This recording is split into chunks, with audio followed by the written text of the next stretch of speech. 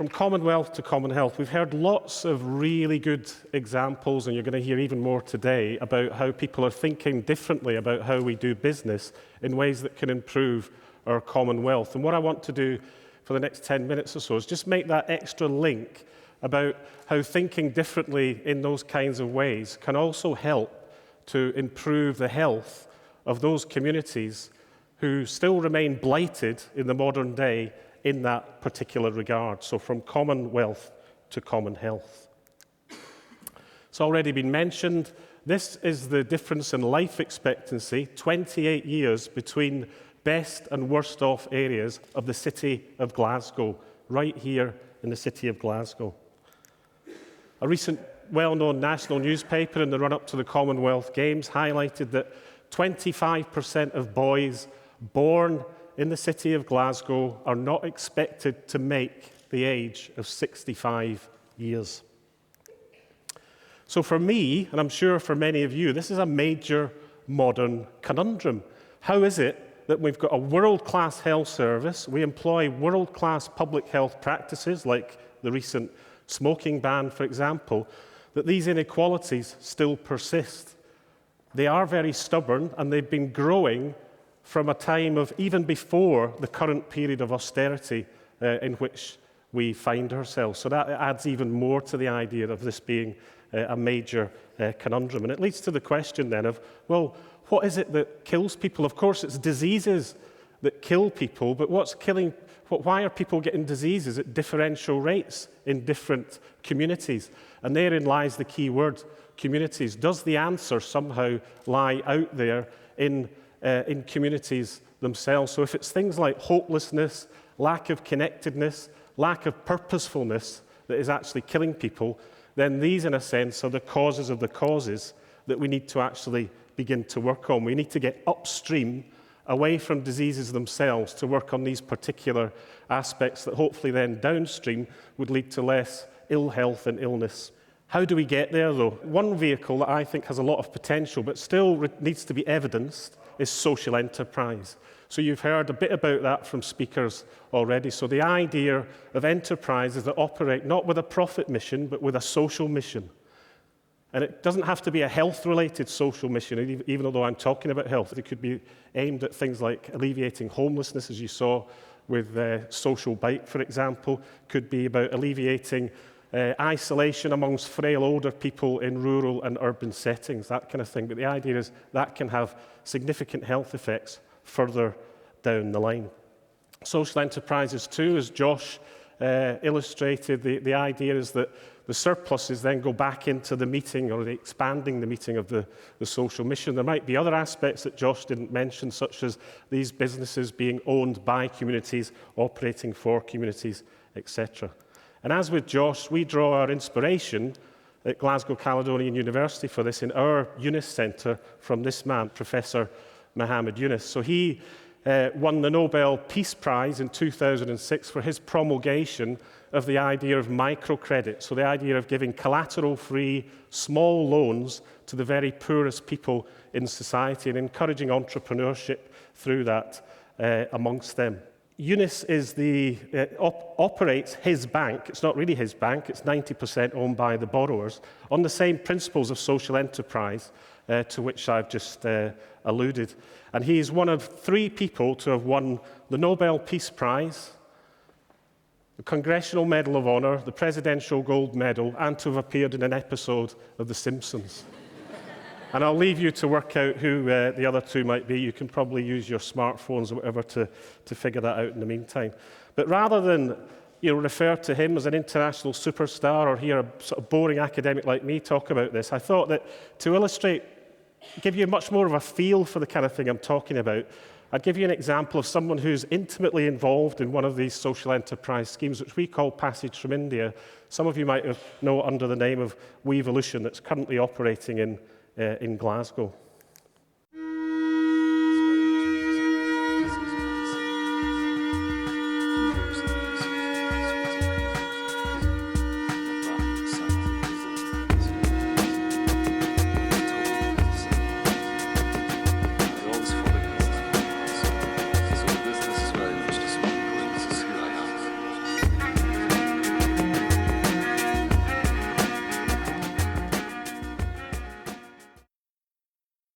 to make a tuner, Margaret? Yes. That's over that side.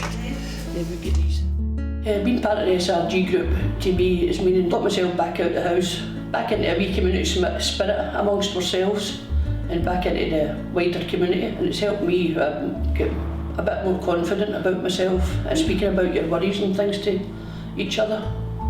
Hi there, my name's Jacqueline Crawley and I'm part of the SRG group in Proven Mill. We run a lunch club every Wednesday.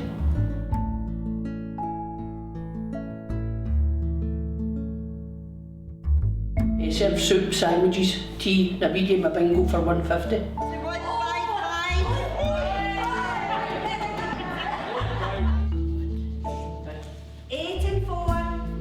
I've got 3 sons, twins at 18 and the youngest is nearly 16. I just kind of a single parent, brought my 3 sons more or less up myself. Their dad's always been there, but it just stays up in our area. But I've been the one that's kind of been involved.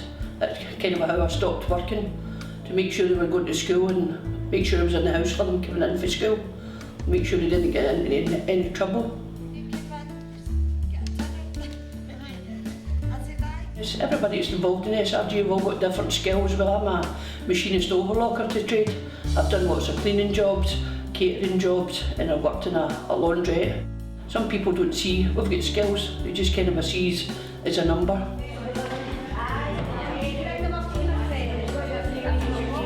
Being involved in the SRGs, kind of a few years ago was quite quiet about all that, just done what I was told, more or less. But now I've got a bit more confidence to speak out. If I go to job centre, let them listen to me for a change instead of putting me, as if I think sometimes you just put me down and they're not listening to me.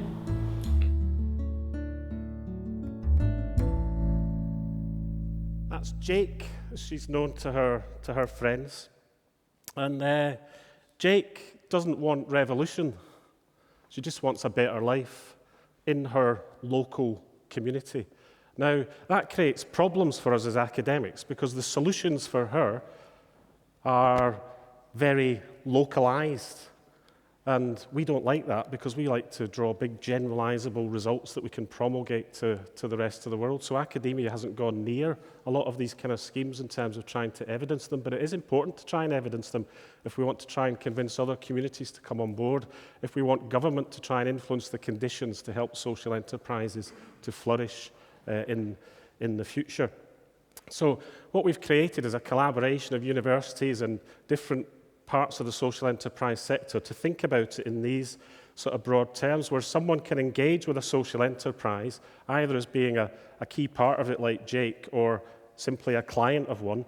Social enterprises then work in communities to actually enhance the assets of those communities or repair deficits, which can be operate at both community and individual levels. You've seen plenty of examples of individuals as assets with skills in, say, Josh's environment.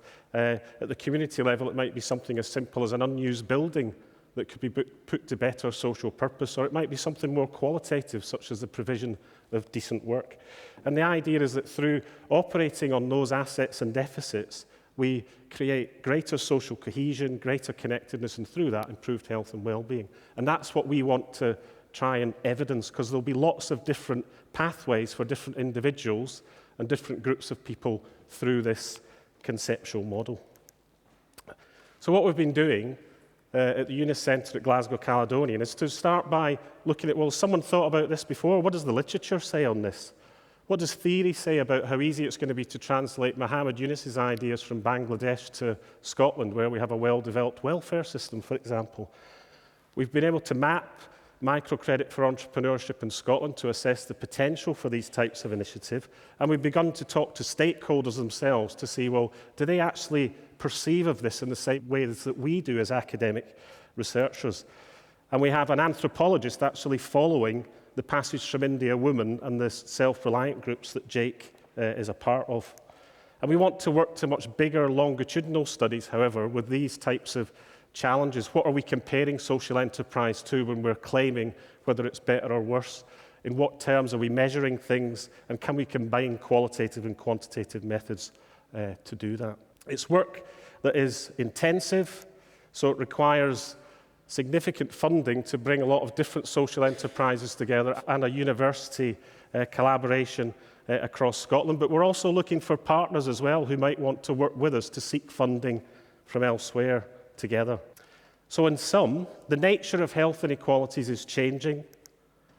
We're dealing with global challenges still, but it's out there in communities looking at local solutions. And to evidence that, we need to really expand both thinking and evidence about how communities can drive change. Thanks for listening. Thank you.